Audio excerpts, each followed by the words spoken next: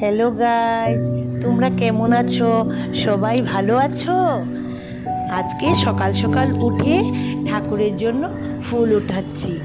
এই গাছগুলি আমাদের ছাদের উপরে আমি নিজের হাতে এই চারাগুলি লাগিয়েছি। এই যে এখন লাল ফুল, লাল জবা, এই জবা ফুলটা পারছি ঠাকুরের জন্য।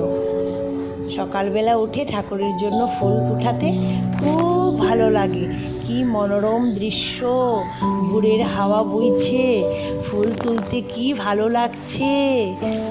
তোমরা সবাই লাইক, কমেন্টস এবং সাবস্ক্রাইব করবে। যারা নতুন দেখছো সবাই আমাকে সাবস্ক্রাইব করবে। আমি এরকম নতুন নতুন ভিডিও তোমাদের জন্য নিয়ে আসব। আজকের জন্য এতটুক, বাই।